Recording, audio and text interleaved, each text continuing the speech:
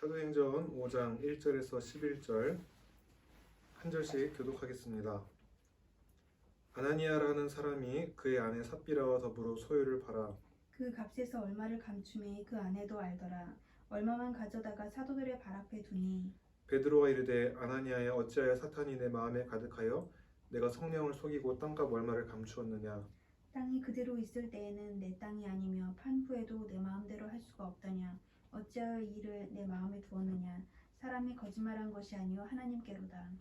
아나니아가 이 말을 듣고 엎드러져 혼이 떠나니 이 일을 듣는 사람이 다 크게 두려워하더라.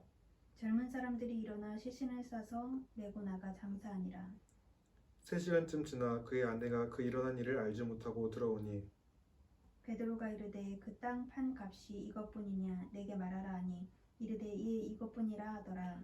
베드로가 이르되 너희가 어찌 함께 꾀하여 주의 영을 시험하려 하느냐. 보라, 내 남편을 장사하고 오는 사람들의 발이 문 앞에 이르렀으니 또 너를 메어 내가리라 하니 곧 그가 베드로의 발 앞에 엎드러져 혼이 떠나는지라.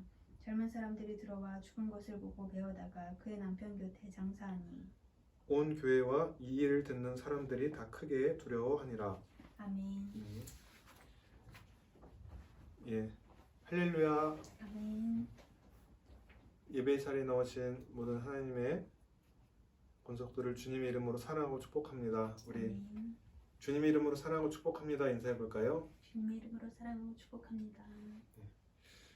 오늘 말씀의 제목은 내 마음을 무엇으로 채울 것인가 라는 제목으로 은혜를 나누고자 합니다. 1절에 아나니아라는 사람이 나옵니다. 여기서 사람으로 나온 남자 단수 아네르라는 표현은요, 사도행전에서 믿지 않는 사람을 소개할 때 반복적으로 사용됩니다. 아나니아와 삽비라는 예수를 믿었던 사람이라기보다는 그저 복음에 그냥 그 복음을 듣고 그 삶이 변화된 사람은 아닌 것. 그러니까 복음에 그런 게 있구나라고 그냥 아는 정도라고 우리가 볼 수 있습니다.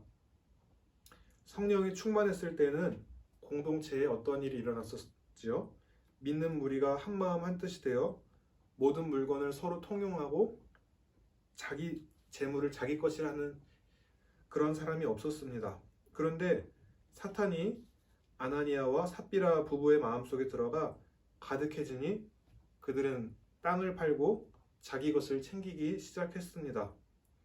4절 말씀 보면 그 땅은 원래 자기들 것이었고 판 후에도 자기들의 뜻대로 쓸 수 있는 돈이었는데 괜히 돈이 많아지면 나눠야 될 것 같은 아까운 마음이 들었는지 성령을 속이고 거짓말을 해버리게 됩니다. 그러나 그 거짓말은 사람에게 한 것이 아니라 하나님에게 한 것입니다. 사람은 속일 수 있을지 몰라도 우리가 조심해야 되는 것은 하나님은 속일 수 없습니다. 또한 하나님의 영에 감동된 또 그런 성령의 베드로가 그렇게 하나님의 영에 충만한 상태에서 이들의 말이 거짓임을 간파했습니다. 결국 그들은 죽었습니다. 이 일을 통해서 5절 11절에 온 교회와 이 일을 들은 사람들이 하나님을 경외하기를 배우게 되었다고 합니다. 사탄은 이렇게 믿음의 공동체를 무너뜨리기 위해서 지난 시간에 봤던 것처럼 자기의 이득을 위한 종교 지도자들을 통해서 외부적으로 박해를 합니다. 주의 예수의 이름으로 말하거나 가르치기를 하지 말아라, 이렇게 박해를 통해서 공동체를 무너뜨리려 하고 또 내부의 부패함을 통해서 공동체를 무너뜨리게 합니다. 오늘 본문처럼 내면에 재물에 대한 욕심을 넣어주어서 그 공동체를 무너뜨립니다. 돈 자체가 문제가 되는 것은 아닌데 돈이 하나님 자리에 위에 있을 때, 그래서 돈을 사랑함이 일만하게 뿌리가 된다라는 말씀처럼 돈 자체는 악의 뿌리가 되지 않을 수 있으나 돈을 귀중히 여기는 것, 그 돈 외에 다른 어떤 것도 마찬가지겠지요. 자기가 생각하는 가치관, 명예, 권력, 또 아니면 가족, 그 어떤 것도 하나님보다 우선이 되면은 그것이 악의 뿌리로서 우리 내부를 공격합니다. 또한 내부적으로 공동체를 공격하는 경우는 디모데전서에 젊은 과부, 그러니까 육체적 정욕에 이끌려서 결혼하는 젊은 과부들이 게으름을 익혀서 그들을 통해서 공동체를 무너뜨리기도 한다고 합니다. 디모데전서 5장 13절에 또 그들은 집으로 돌아다니며 게으름 피우는 것을 배웁니다. 험담하고 남의 일에 참견하고 해서는 안 될 말도 합니다. 그런데 이렇게 믿음의 공동체를 무너뜨리기 위해서 사탄이 외부적으로 내부적으로 우리를 공격할 때 우리 안에 성령이 있다면 우리의 반응은 달라질 것입니다. 오늘 아나니아라는 사람이 그냥 일반 사람이죠. 믿음에 머무르지 않고 그냥 흘러가는 대로 살아갔던 이 아나니아라는 사람처럼 우리도 결국 하나님께 속해 있거나 아니면 세상에 속해 있거나 둘 중에 하나라는 것입니다. 우리가 어떤 것을 자꾸 보고 듣고 누구와 교제하느냐에 따라서 우리가 영향을 받고 또 결국 그것이 우리 삶을 이끌어 갑니다. 제가 오늘 말씀처럼 내 마음을 무엇으로 채울 것인가 라는 것을 제목을 정하면서 우리가 평소에 듣고 보는 것이 또 교제하고 그런 사람이 얼마나 중요한지를 또 알게 된 사례가 있는데요. 매달은 아니지만은 저희 집에 발행되는 그 김종철 감독의 브레드 TV 발행물이 있습니다. 이제 그 편집글에 이렇게 나와 있는데요. 잘못된 정보가 반복되면 그것은 진실이 됩니다. 뭐 이런 내용입니다. 이 감독님이 평소에 좋아하던 작가가 있는데 그 작가가 세상 지식이 많고 워낙에 그 말솜씨나 글솜씨가 표현력이 참 뛰어난 분이라서 그분이 쓴 책을 봤다고 합니다. 이렇게 대단한 분이 책을 썼다고 하니까 봐야지라고 했는데 여러 내용 중에 또 이스라엘을 가는 내용이 나왔는데 이 이스라엘에 대해 다룬 내용이 팔레스타인의 영토에 힘을 앞세워 강제로 뺏은 날강도다. 그러면서 굉장히 또 방대한 지식을 가짐에도 불구하고 어느 한 분야에서 왜 이분이 이런 부분은 자세히 들여다보지 못했을까라는 궁금증을 가지게 됐다 합니다. 굉장히 시사적으로 상식적으로 뭐 많은 지식을 가지고 있는데 왜 이분이 이렇게 생각을 했을까 하면서 보니까는 이제 그 책을 쓰기 위해서 그 사람이 참고했던 목록들이 하나같이 반유대주의, 반이스라엘, 친팔레스타인과 관련된 책들을 참고한 것이었습니다. 이분이 그 책들을 골라서 이스라엘이라는 나라를 제대로 알기 위해서 일부러 그 편향적인 책을 골랐을까요? 그렇다라기보다는 우리 주변에 이스라엘에 대해서 상대적으로 잘못된 정보가 더 많이 있어서 그렇게 잘못된 정보라도 그것에 자꾸 노출되다 보면 그것이 진실처럼 들리기 마련이다라는 것입니다. 우리가 비근한 예로 북한의 주체사상도 반복 세뇌 교육을 통해서 그렇게 우민화가 되듯이 어떠한 소리를 자꾸 듣느냐에 따라서 우리는 또 진실에서 멀어지게 되는 것입니다.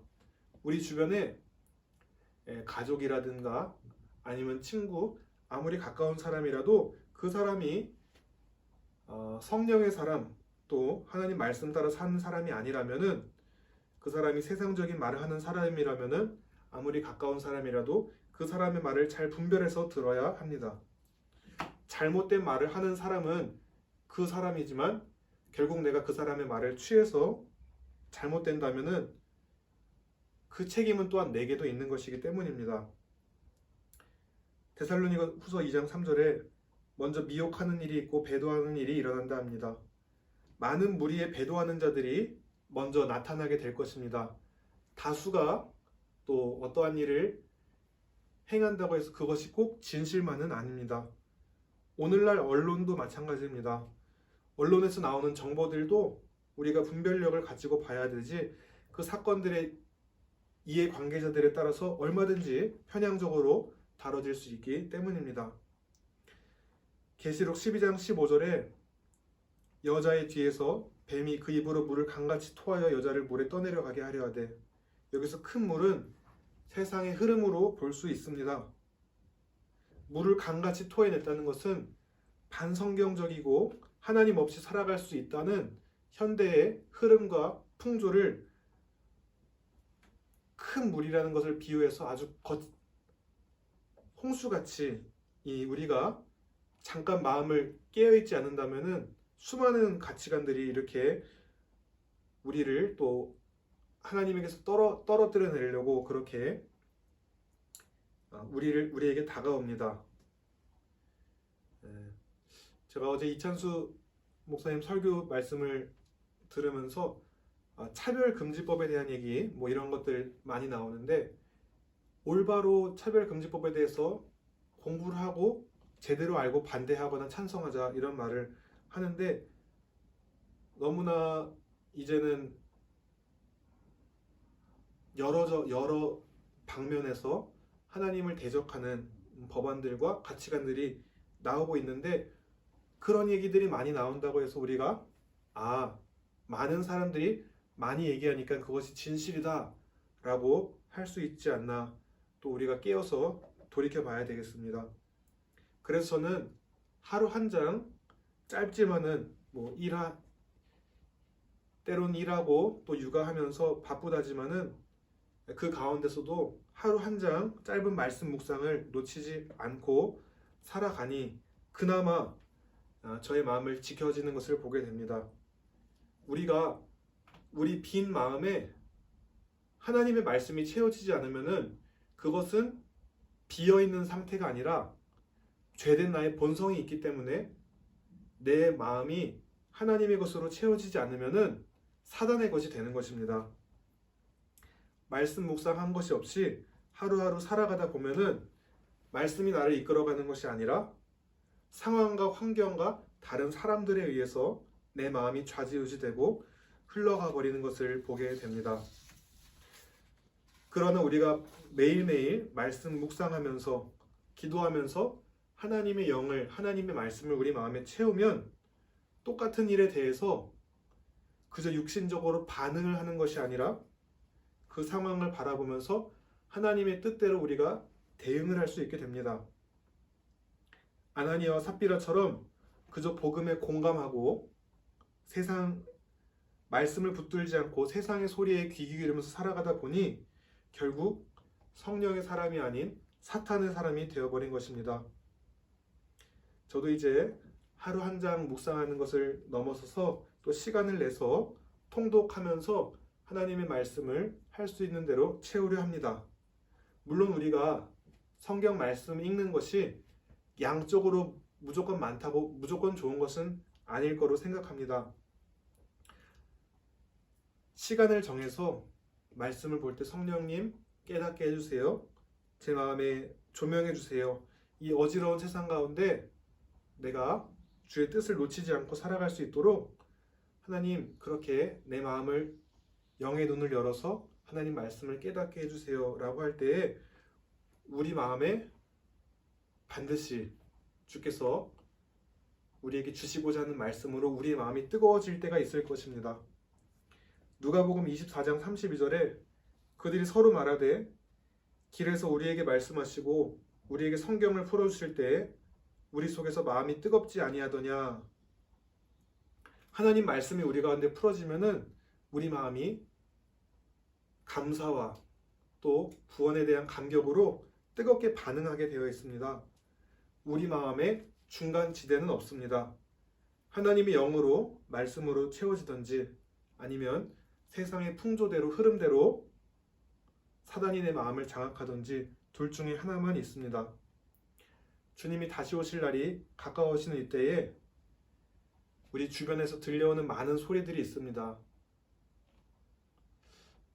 그 소리들에 휩쓸리지 않고 믿음의 사람들로서 반응하길 원합니다.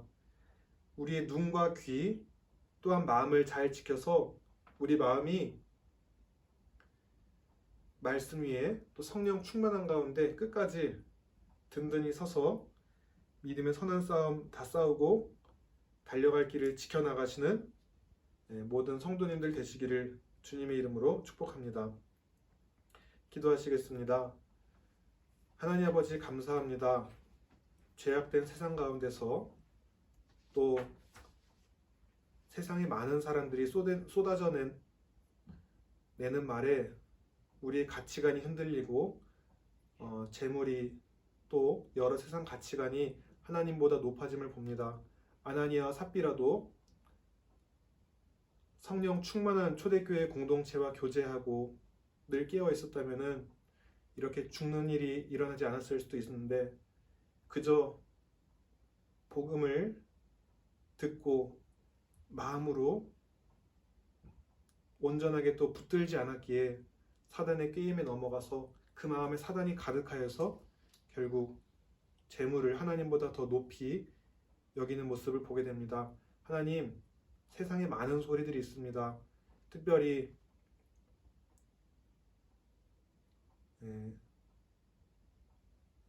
우리 마음을 이 혼란한 시기 가운데에 말씀으로 잘 지키지 않는다면은 우리도 똑같이 넘어질 수 있음을 보고 하나님 아버지 세상의 어떠한 흐름들 속에서 우리가 남들이 다 이러하니 다 이러하다.